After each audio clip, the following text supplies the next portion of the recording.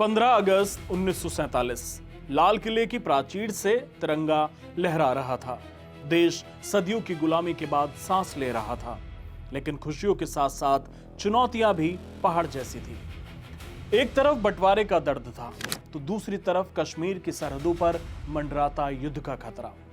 भारतीय सेना के पास जज्बा तो था, पर साजो सामान की भारी कमी थी। प्रधानमंत्री के दोस्त ने 605 पाउंड की पूंजी वाली कंपनी से लाखों का सौदा किया और गरीब देश के 80 लाख रुपए डुबा दिए। विपक्ष ने हंगामा किया तो जांच हुई, लेकिन बीच में मित्र को बचाने खुद पीएम आ गए। कमेटी की रिपोर्ट को दरकिनार कर फाइल बंद कर दी।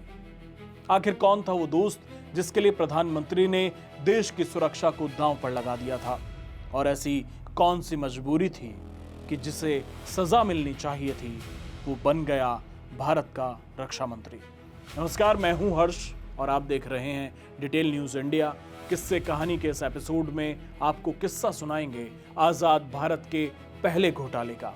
एक ऐसा घोटाला जिसने उस दौर के सबसे ताकतवर नेताओं में से एक की साख पर बट्टा लगा दिया और सीधे प्रधानमंत्री नेहरू के दरवाजे तक दस्तक दी। अक्टूबर 1947 पाकिस्तान समर्थित कबायली लड़ाकों ने कश्मीर पर हमला कर दिया। भारतीय सेना को तुरंत मोर्चे पर तैनात किया गया। कश्मीर का इलाका पथरीला था, उबड़ खाबड़ था और बेहद मुश्किल था। वहां सैनिकों को रसद, गोला बारूद और तेजी से आवाजाही के लिए जीपों की सख्त जरूरत थी। उस समय भारतीय सेना के पास पर्याप्त वाहन नहीं थे। सेना ने सरकार से मांग की कि हमें 1500 जीपें चाहिए और वो भी तुरंत। ये वो वक्त था जब भारत अपनी प्रशासनिक जड़ें जमा ही रहा था।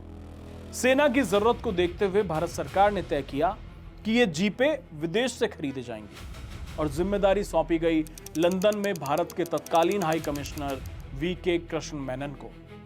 मेनन प्रधानमंत्री जवाहरलाल नेहरू के बहुत करीबी मित्र थे और विदेशों में भारत का चेहरा भी। लंदन में बैठे मेनन को आदेश मिला कि वे ब्रिटिश कंपनियों से संपर्क करें और 1500 जीपें जल्द से जल्द भारत भेजें। लेकिन यहीं से कहानी में एक अजीब मोड़ आता है। मेनन ने किसी जानी मानी या बड़ी ऑटोमोबाइल कंपनी के बजाय एक छोटी और अनजान कंपनी एंटी मिस्टेंटिस के साथ सौदा कर लिया। हैरानी की बात यह थी कि इस कंपनी का कोई वजूद नहीं था। इसकी कुल जमा पूंजी केवल 605 पाउंड थी। इसके पास ना तो कोई बड़ा शोरूम था, ना ही कोई गोदाम। मेनन ने बिना किसी ड्यू डिलिजेंस यानी जांच पड़ताल किए भारत सरकार की तिजोरी खोल दी। 1500 जीपों के लिए करीब 80 लाख रुपए का सौदा हुआ था। यह उस दौर में बहुत बड़ी रकम थी। एंटी मिस्टेंटिस कंपनी को डील का 65% यानी 1,72,000 पाउंड एडवांस दे दिया गया, जबकि नियम यह कहते थे कि सामान मिलने के बाद पैसा दिया जाए। लेकिन यहां नियम ताक पर रख दिए गए। भारत की सरहद पर जवान खून बहा रहे थे और उन्हें इन जीपों का बेसब्री से इंतजार था। लेकिन हफ्तों बीत गए, महीनों बीत गए, जीपें नहीं आई। आखिर में जब पहली खेप भारत पहुंची, तब तक कश्मीर में सीज फायर हो चुका था। लेकिन भारतीय सेना के इंजीनियरों को झटका तब लगा जब उन्होंने 150 जीपों का मुआयना किया। पहली खेप की जीपों की हालत देखकर इंजीनियर दंग रह गए। वे जीपें नई नहीं थी, वे पुरानी थी, घटिया क्वालिटी की थी और उनमें से अधिकतर तो चलने की हालत में भी नहीं थी। सेना ने साफ कह दिया कि हमारे काम की नहीं है, ये कबाड़ है। जाहिर है कि मेनन ने इस सौदे में अपने प्रभाव का गलत इस्तेमाल किया था। डील की बाकी 1345 जीपें कभी भारत पहुंची ही नहीं। ये खबर जंगल की आग की तरह फैली। संसद सहित देश भर में बड़ा हंगामा हुआ। स्वतंत्र भारत की संसद में पहली बार भ्रष्टाचार की गूंज सुनाई दी। विपक्ष के नेताओं ने सरकार को आड़े हाथों लिया। लोगों ने पूछा कि एक फर्जी कंपनी को लाखों रुपए एडवांस क्यों दिए गए और इसके लिए जिम्मेदार मेनन पर कार्रवाई क्यों नहीं हो रही।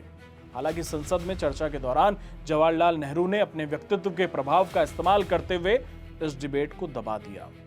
एस गोपाल अपनी किताब में लिखते हैं कि नेहरू को मेनन की बौद्धिक क्षमता पर इतना भरोसा था कि उन्होंने उनकी प्रशासनिक गलतियों और वित्तीय अनियमितताओं को जल्दबाजी में की गई त्रुटि मानकर नजरअंदाज कर दिया।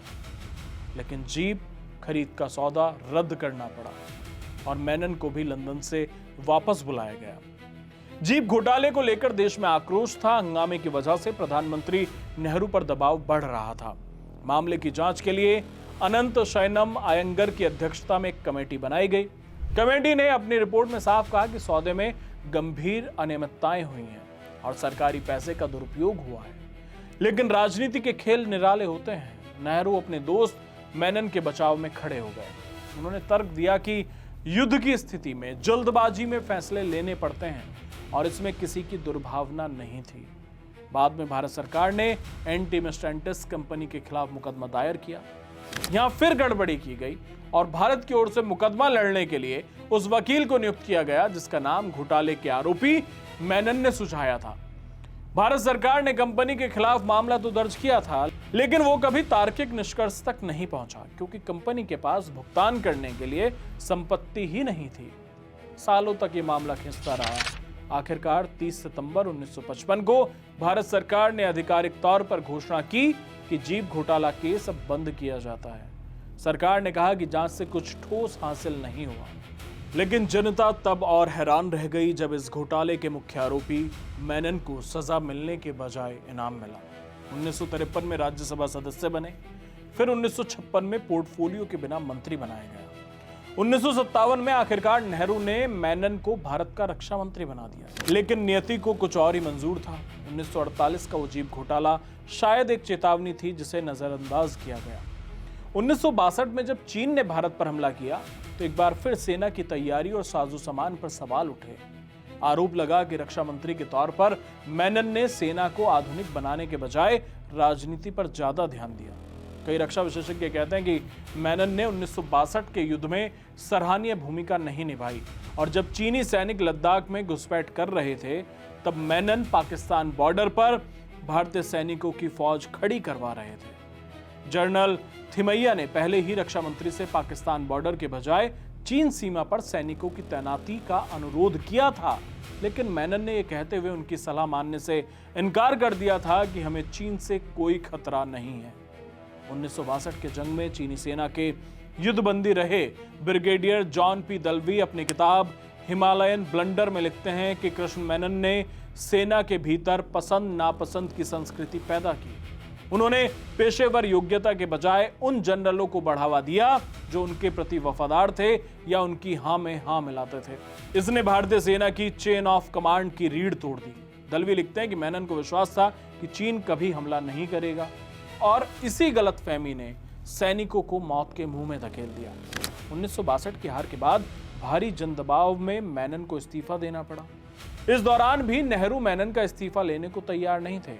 उन्होंने उन्हें केवल रक्षा उत्पादन मंत्री बनाना चाहा, लेकिन कांग्रेस के भीतर से भारी दबाव के चलते अंत में 7 नवंबर 1962 को मेनन का इस्तीफा स्वीकार हुआ। कांग्रेस नेता जयराम रमेश अपनी किताब a chequered brilliance the many lives of V K. Krishna Menon में लिखते हैं कि जीप घोटाला मेनन के करियर का उधब्बा था, जिसने उनकी प्रशासनिक क्षमता पर तो सवाल उठाए ही, साथ ही नेहरू की उस कमजोरी को भी उजागर किया जिसमें वे अपने दोस्तों की गलतियों के प्रति अंधे हो जाते थे। 1948 का जीप घोटाला सिर्फ पैसों की हेराफेरी का मामला नहीं था। यह आजाद भारत की प्रशासनिक ईमानदारी और राजनीतिक जवाबदेही की पहली परीक्षा थी। इस घटना ने दिखाया कि जब सत्ता और दोस्ती का गठबंधन होता है तो अक्सर राष्ट्रहित पीछे छूट जाते हैं। आज दशकों बाद भी ये किस्सा हमें याद दिलाता है कि लोकतंत्र में पारदर्शिता कितनी जरूरी है। किस्से कहानियों के इस एपिसोड में बस इतना ही। अगले रविवार शाम 6 बजे फिर होगी मुलाकात नए किस्से कहानी के साथ। धन्यवाद।